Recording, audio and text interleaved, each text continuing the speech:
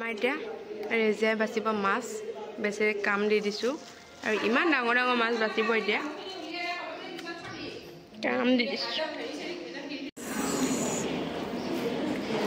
আমাৰ ৰেজিয়া কেনেকৈ মাছ বাচিব গাইছ আপোনালোকক দেখুৱাম দেই এই চাওক ৰেজিয়াই মাছ বাচি আছে চাওক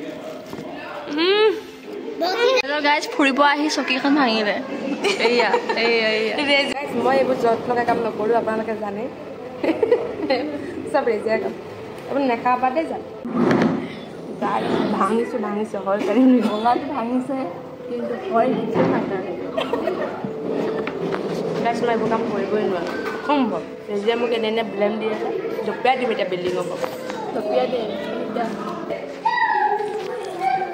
মই এইবোৰ নকৰোঁ নহয় নাপায় এনেকৈ কৰিবলৈ নাপায় মই নকৰোঁ দে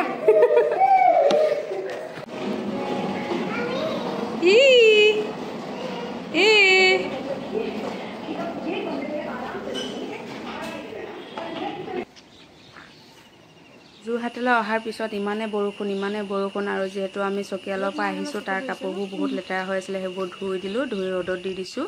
আৰু এয়া আহি গ'ল জামু এতিয়া জামু চাটনি খাম আমি চবেই মিলি জামুখিনি ধুনীয়াকৈ ধুই জলকীয়া দি নিমখ দি চাটনি বনাই আছোঁ এইফালে আকৌ আৰহনে চিঞৰ বাখৰ লগাই আছে আৰু ৰেজিয়াই যিহেতু তাৰ গাড়ীখনত উঠি আছে তাক গাড়ীখন লাগে সি মানে ৰেজিয়াক কৈ আছে আঁতৰি পেলাই সি গাড়ীখনত উঠিব আৰু এয়া ৰেজিয়া দেখিছেনে পলালে আৰু যিহেতু আজি আছিলে মহৰমৰ কাৰণে বায়ে চিনি বনাই আছে আৰু আমি আম কাটি খাই আছোঁ আমাক ক'লে কিবা এটা খাবলৈ আমি আমকে কাটি খালোঁ আৰু মই ইহঁতক দেখিছেনে আম কাটি মেলি মাতি আছোঁ মানুহ নাই আৰু আপোনালোকে মোক ভিডিঅ'